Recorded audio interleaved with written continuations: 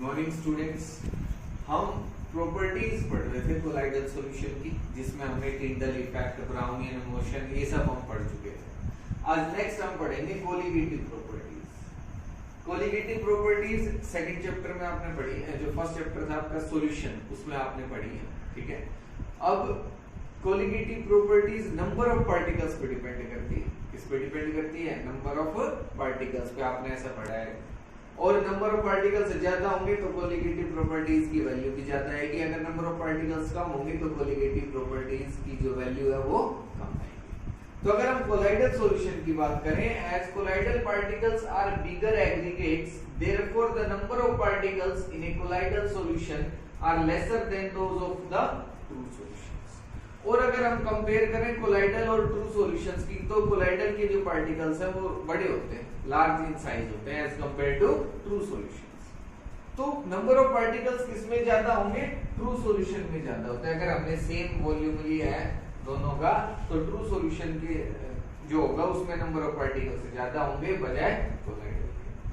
तो जब true solution में नंबर ऑफ पार्टिकल्स ज्यादा होंगे तो कोलिगेटिव प्रॉपर्टीज भी इसकी क्या आएंगी? ज्यादा आएंगी। तो हम लिख सकते हैं hence the value of colligative properties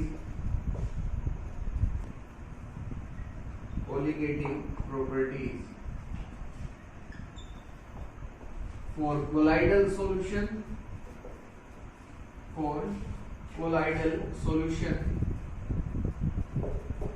are smaller than those shown by true solution, हम कह सकते हैं कि जो कोलिगेटिव प्रॉपर्टीज की जो वैल्यू है वो स्मॉलर रहेगी, किसके लिए? कोलाइडल सॉल्यूशन, ठीक है। जो ट्रू सॉल्यूशन शो करते हैं उसके कंपैरिजन में इनकी वैल्यू क्या रहेगी? स्मॉल। क्या रहेगी? स्मॉल। ये नेक्स्ट प्रॉपर्टी, ठीक है। और भी पढ़ते हैं कलर की। कोलाइडल सॉल्यूशंस में कलर होता है, वो एक प्रॉपर्टी है, उसकी क्या है वो उसको देखते हैं। कलर की अगर हम बात करें तो जो कोलाइडल सॉल्यूशन में कलर होता है, ठीक है, वो वेवलेंथ पे डिपेंड करता है। हम कह सकते हैं कि जो डिस्पर्स्ड फेज का जो पार्टिकल है उस पे डिपेंड करता है कि उसका साइज कितना है। उसके साइज से क्या होगा? वेवलेंथ डिसाइड होगी। जो लाइट स्कैटर होगी उसकी wavelength decide होगी। The color of colloidal solution depend on the wavelength of light scattered by the dispersed phase particle। कि जो dispersed phase का particle है वो किस wavelength की light को scatter कर रहा है, उस बात पे डिपेंड करेगा। अब ये जो wavelength है ये किस पे डिपेंड करेगी? And the wavelength of light depends on the size of colloidal particle। और ये किस बात पे wavelength किस बात पे डिपेंड करेगी? colloidal particle के कि उसका साइज कितना है, छोटा है, बड़ा है। फॉर एग्जाम्पल अगर मैं कहूं कि finest gold sol is red in colour, कि गोल्ड सोल जब हम बनाते हैं तो उसमें कोलाइडल पार्टिकल्स का साइज है जो मिनिमम हो सकता है पॉसिबल कोलाइडल सॉल्यूशन बनाने के लिए, फॉर्म करने के लिए। अगर हमने वो लिया है तो उसका कलर कैसा होगा? रेड कलर होगा। It is red in colour. And as the size increases, it changes to purple,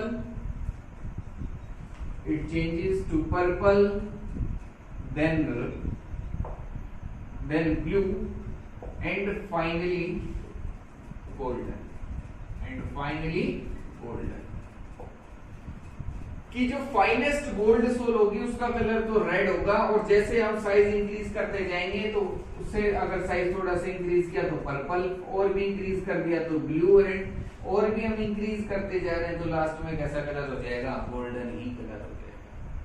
तो ये जो डिस्पर्स्ड फेज के पार्टिकल्स हैं उनके साइज पे डिपेंड करता है कि उसका साइज कैसा है, ठीक है, उसके अकॉर्डिंग। अब आपसे कोई कलर नहीं पूछेगा वैसे कि ये पार्टिकल है, इसका साइज इतना है, तो बताओ कौन से कलर है, ऐसा नहीं। बस आपको ये पता होना चाहिए कि कलर डिपेंड किस पे करता है? Size of the colloidal particle, size of the particle of dispersed phase, कुछ भी आप बोल सकते हो। ठीक है, तो ये हमारी नेक्स्ट प्रॉपर्टी थी कलर। अब कलर जो है ना वो इस बात पे भी डिपेंड करता है कि जो रिसीवर है वो किस मैनर में उसको किस डायरेक्शन से उसको ऑब्जर्व कर रहा है, देख रहा है, इस बात पे भी डिपेंड करता है। तो हम उसको भी लिख सकते हैं, ठीक है। तो हम लिख सकते हैं the colour of colloidal solution, the colour of colloidal solution also depends on the manner in which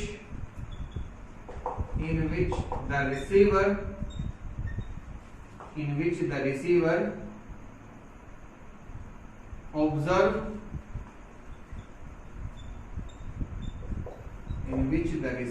observe the colloidal solution, कि वो किस मैनर में ऑब्जर्व कर रहा है कोलाइडल सॉल्यूशन को, किस डायरेक्शन से कर रहा है। कि जब लाइट स्कैटर होगी, जरूरी नहीं कि हर डायरेक्शन में सेम वेवलेंथ की लाइट स्कैटर हो, हर डायरेक्शन में अलग हो सकती है, कोई पर्टिकुलर डायरेक्शन में अलग हो सकती है। तो वो डिपेंड करता है कि रिसीवर किस मैनर में उस लाइट को, उस कोलाइडल सॉल्यूशन को ऑब्जर्व कर रहा है, ठीक है। ये उस बात पे भी, ठीक है। तो ये था हमारा कलर। अब नेक्स्ट प्रॉपर्टी क्या है वो हम देखते हैं। नेक्स्ट प्रॉपर्टी हम पढ़ेंगे चार्ज ऑन कोलाइडल पार्टिकल्स की। जो कोलाइडल पार्टिकल्स हैं उन पे कोई ना कोई चार्ज होता है, क्या तो पॉजिटिव चार्ज मिलेगा या नेगेटिव चार्ज मिलेगा। Colloidal particles carry an electric charge either positive और नेगेटिव। कैसा चार्ज होगा, क्या तो पॉजिटिव चार्ज मिलेगा या negative. And the presence of equal and similar charges on colloidal particles provides stability to the colloidal solution। और ये पॉजिटिव और नेगेटिव जो चार्ज होगा कोलाइडल सॉल्यूशन के पार्टिकल्स के ऊपर, ये स्टेबिलिटी प्रोवाइड करता है। या तो पॉजिटिव होगा या नेगेटिव होगा। कोलाइडल पार्टिकल्स हैं, इन पे पॉजिटिव चार्ज है, तो इनको एग्रीगेट होने से ये पॉजिटिव चार्ज होगा। ये जो पॉजिटिव चार्ज है, ये एक दूसरा कोलाइडल सॉल्यूशन है, उसके अंदर नेगेटिव चार्ज है पार्टिकल्स पर। कैसा चार्ज है, नेगेटिव। तो ये इनको एग्रीगेट होने से, प्रेसिपिटेट बनाने से रोकता है कि एक दूसरे की तरफ अट्रैक्ट नहीं हो सकते, रिपेल करेंगे तो एक दूसरे से अलग रहेंगे। अगर एक पे पॉजिटिव हो जाए दूसरे पे नेगेटिव, तो अट्रैक्ट करके तो प्रेसिपिटेट बना लेंगे, कोलाइडल सॉल्यूशन स्टेबल नहीं रहेगा। लेकिन ये जो सिमिलर चार्ज होता है, इसी की वजह से कोलाइडल सॉल्यूशन के अंदर स्टेबिलिटी होती है। कोलाइडल सॉल्यूशन के अंदर स्टेबिलिटी होती है। अब ये पॉजिटिव भी हो सकता है और नेगेटिव चार्ज कोई भी हो सकता है कोलाइडल सॉल्यूशन के अंदर। अब इस चार्ज का ओरिजिन क्या है, कि चार्ज किस वजह से आ रहा है। तो दो रीजंस हम मानते हैं, ठीक है। फर्स्ट है due to the electron capture by sol particles during electron dispersion of metals. की जो मेटल्स होते हैं वो इलेक्ट्रॉन डोनेट करते हैं, उनकी टेंडेंसी होती है इलेक्ट्रॉन डोनेट करने की। जब इलेक्ट्रॉन डोनेट करते हैं, जो कोलाइडल पार्टिकल्स हैं, जो सोल पार्टिकल्स हैं, वो इस इलेक्ट्रॉन को क्या कर लेते हैं, कैप्चर कर लेते हैं अपने सरफेस के ऊपर। और जब इलेक्ट्रॉन को कैप्चर करेंगे तो उन पे कैसा चार्ज आएगा, नेगेटिव चार्ज आ जाएगा। Due to the adsorption of ions on the surface of colloidal particles, और colloidal particles के surface पे ions जो हैं वो adsorb हो जाते हैं, जिसकी वजह से भी उनके ऊपर क्या तो पॉजिटिव चार्ज आएगा या नेगेटिव चार्ज। कि जो colloidal particles हैं उन पे कोई पॉजिटिव आयन भी एडसॉर्ब हो सकता है और कोई नेगेटिव आयन भी क्या हो सकता है, एडसॉर्ब हो सकता है। और उसी की वजह से क्या तो पॉजिटिव चार्ज होगा या नेगेटिव चार्ज होगा, ठीक है। और ये जो रीजन है इसको हम ज्यादा बेस्ट मानते हैं कि जो कोलाइडल पार्टिकल्स पे चार्ज है वो due to the adsorption of ions होता है। क्या होता है, due to the adsorption of ions. तो ये हम ओरिजिन मानते हैं, रीजन मानते हैं चार्ज का कि क्या रीजन है चार्ज के पीछे, ठीक है। अब इसके कुछ एग्जांपल हम देखते हैं जो बहुत इंपॉर्टेंट है, आपको याद रखना है। क्या है वो देखते हैं। एग्जांपल से पहले एक हम बहुत इंपॉर्टेंट बात पढ़ते हैं कि when two or more ions present in a dispersion medium, when two or more ions are present in dispersion medium, adsorption of the ion common to the colloidal particle take place preferentially। कि अगर दो से ज्यादा ions present हैं तो किसका adsorption पहले होगा, जो आयन कॉमन रहेगा, जो आयन क्या रहेगा, कॉमन रहेगा कोलाइडल पार्टिकल के साथ। कि कोलाइडल पार्टिकल के अंदर कोई भी आयन होगा, अगर इस आयन जैसे फॉर एग्जांपल AgI हमने लिया, इसी से रिलेटेड एक एग्जांपल भी हम देखेंगे कि आपके पास है अगर AgI और अगर आपके पास डिस्पर्सन मीडियम में आयोडीन है, सिल्वर है और NO3 नेगेटिव है, या कोई भी आयन है Cl नेगेटिव है, तो किसका एड्सॉर्प्शन पहले होगा, क्या तो I का होगा या सिल्वर Ag पॉजिटिव का होगा, इनका नहीं, क्योंकि ये इक्वलाइडल पार्टिकल जो है उसके आयंस के साथ कॉमन है। I नेगेटिव किसके साथ है, I के साथ, Ag पॉजिटिव Ag के साथ, ये तो नहीं है, तो इनका एड्सॉर्प्शन पहले नहीं होगा, किसको प्रेफरेंस मिलेगी, इन दोनों। वो कैसे, एक एग्जांपल हम देखते हैं कि if AgNO3 solution is added to Ki solution, precipitated AgI adsorb negative I negative ions, iodide ions to form negative soul, कि आपके पास अगर आपने AgNO3 सॉल्यूशन किसके अंदर ऐड कर दिया, Ki सॉल्यूशन के अंदर, तो इनसे जो AgI जो प्रेसिपिटेट फॉर्म होगा वो किसको एब्सॉर्ब कर लेगा, I नेगेटिव आयंस को, और कैसा सोल फॉर्म हो जाएगा आपके पास, नेगेटिव सोल। कैसा सोल फॉर्म हो जाएगा, नेगेटिव सोल। कि AgI किसको एब्सॉर्ब कर लेगा अपने सरफेस के ऊपर, I नेगेटिव को। इसको हम इस तरीके से रिप्रेजेंट कर सकते हैं, और ये क्या आपके पास नेगेटिव सोल, क्या है ये, नेगेटिव सोल। ठीक है, अब इसमें एक बहुत इंपॉर्टेंट बात है कि हम क्या कह रहे हैं कि हमने AgNO3 सॉल्यूशन किसके अंदर ऐड किया है, Ki सॉल्यूशन के अंदर, लेकिन अगर हम अपोजिट कर देते हैं,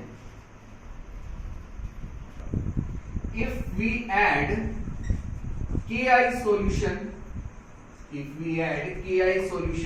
to AgNO3 solution, then precipitated AgI will absorb silver positive ions on its surface and form positive soul, और किसको फॉर्म करेगा, पॉजिटिव सोल को फॉर्म करेगा। कि आपके पास AgI जो होगा किसका एडिशन हो जाएगा, इस पे कौन एब्सॉर्ब हो जाएगा, Ag पॉजिटिव, और आपके पास पॉजिटिव सोल फॉर्म।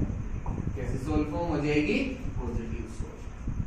तो ये आपको ध्यान रखना है कि जब AgNO3 सॉल्यूशन के अंदर Ki सॉल्यूशन को ऐड करेंगे तो I का जो आयोडीन है इसका एब्सॉर्प्शन होगा, और जब हम Ki को किसके अंदर ऐड करेंगे, AgNO3 के अंदर, तो किसका एब्सॉर्प्शन होगा, Ag पॉजिटिव। इसका एब्सॉर्प्शन हो जाएगा Ag पॉजिटिव आयंस।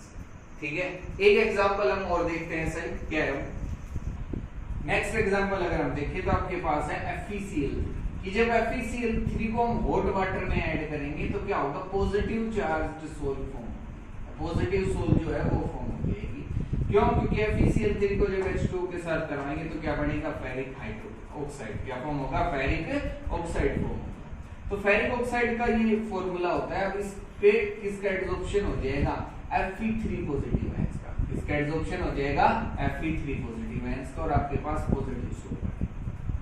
और जब हम NaOH ले लें, अगर हम वाटर की जगह क्या ले लें, NaOH, तो Fe2O3 फेरिक ऑक्साइड तो फॉर्म होगा ही होगा, लेकिन अब जो एब्सॉर्प्शन है वो किसका हो जाएगा, OH नेगेटिव आयंस का। किसका एब्सॉर्प्शन हो जाएगा, OH नेगेटिव आयंस का, और आपके पास जो है नेगेटिव सोल जो है वो फॉर्म हो जाएगा। ठीक है, तो अगर H2O लिया हमने, हॉट वाटर लिया है, तो आपके पास पॉजिटिव सोल आएगी। अगर आपने NaOH एक बेस लिया है तो नेगेटिव।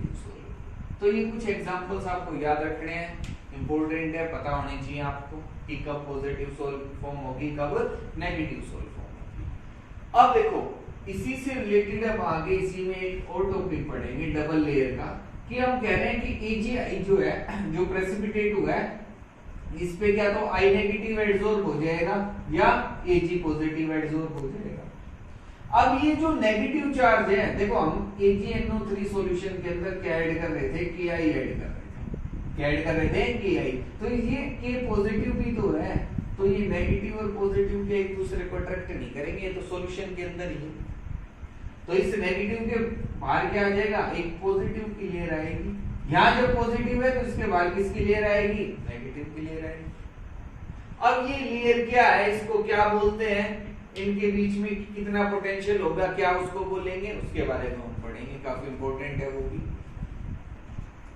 डबल लेयर और हेल्महोल्ट्ज डबल लेयर, ठीक है, इसको हेल्महोल्ट्ज डबल लेयर भी बोला जाता है, कि जो डबल लेयर फॉर्म होगी कोलाइडल पार्टिकल के अराउंड, उसको हेल्महोल्ट्ज डबल लेयर भी बोला जाता है, सिंपली डबल लेयर भी हम बोल सकते हैं।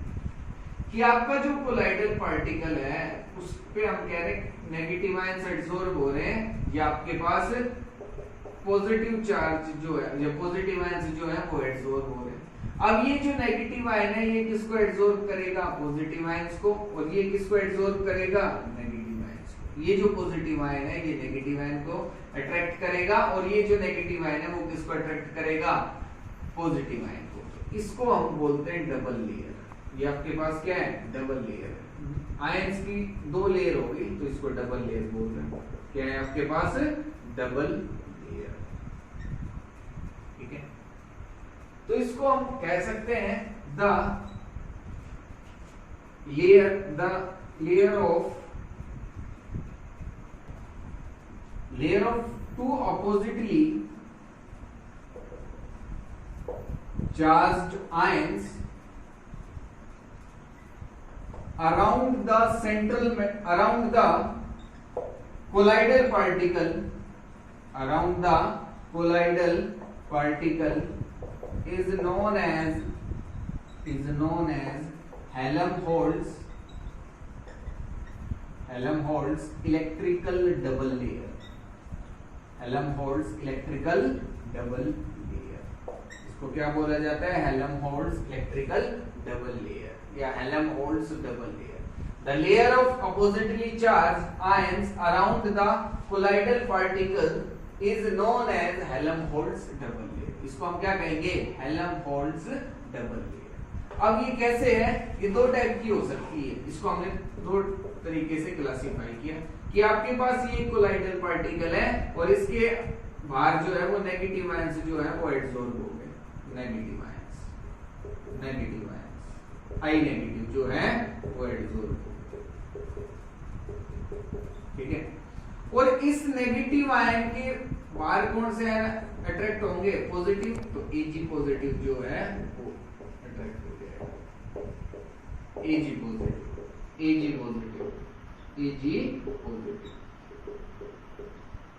तो आपके पास दो लेयर होगी, फर्स्ट एंड सेकंड।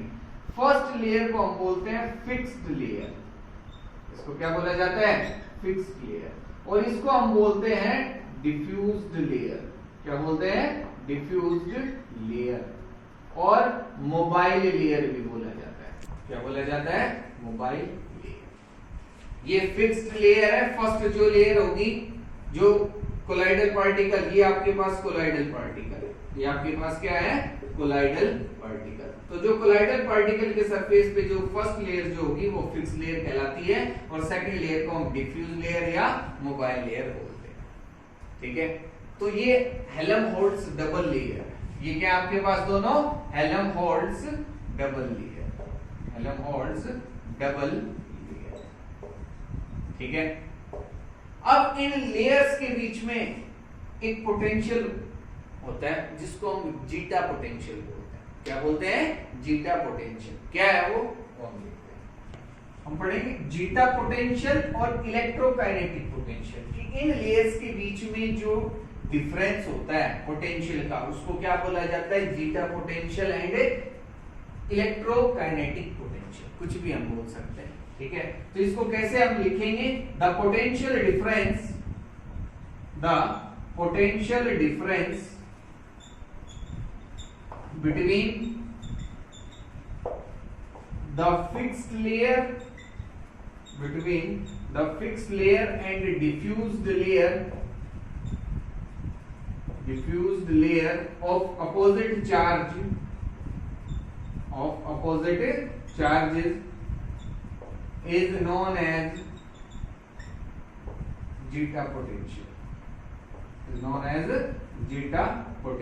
और इलेक्ट्रोकाइनेटिक पोटेंशियल कि ये फिक्स लेयर और डिफ्यूज लेयर के बीच में जो पोटेंशियल होता है उसको जीटा पोटेंशियल बोला जाता है या इलेक्ट्रोकाइनेटिक।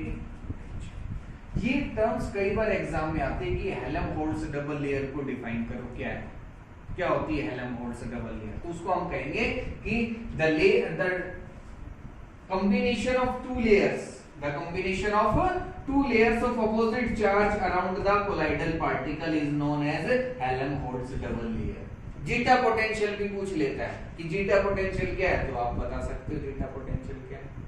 ये अब चार्ज किस वजह से आता है, किसी कोलाइडल पार्टिकल्स पे, हमने वो भी पढ़ा है। तो बहुत सारी टर्म्स जो है सिंपल वो एग्जाम में आ जाती है। टिंडल इफेक्ट बताओ, ब्राउनियन मूवमेंट बताओ, आपको लगता होगा ये तो 9th 10th क्लास की काम है। अब भी एग्जाम में वो 12th क्लास के एग्जाम में भी पूछी जा सकती है। ये बिल्कुल आसान है लेकिन स्टूडेंट्स अच्छे से पढ़ते नहीं है तो इसमें पूरे नंबर नहीं मिलेंगे। अच्छे से आपको पढ़ के जाना है इनको, तभी नंबर मिलेंगे। ठीक है, तो काफी इंपॉर्टेंट था। ये सब प्रॉपर्टीज थी कोलाइडल पार्टिकल्स की, कोलाइडल सॉल्यूशंस की, जो हमने पढ़ी है। अब नेक्स्ट जो आगे अगली क्लास में हम पढ़ेंगे वो होगा हमारे पास टॉपिक इलेक्ट्रोफोरेसिस, इलेक्ट्रोऑस्मोसिस क्या है वो, कोएगुलेशन क्या होता है, बहुत सारे नई टर्म्स हम देखेंगे। बिल्कुल आसान है वो भी। अब आपको ये जो आज मैंने पढ़ाया है या इससे पहले जो आपने पढ़ा है, जो प्रॉपर्टीज पढ़ी है कोलाइडल सॉल्यूशंस की, अगर उनमें कोई डाउट है तो मेरे से आप पूछ लेना, लेकिन ये करनी जरूर है आपको, बहुत इंपॉर्टेंट है। कोलाइडल सॉल्यूशंस की जो प्रॉपर्टीज हैं इनमें से क्वेश्चंस आते हैं एग्जाम में। ठीक है, थैंक यू।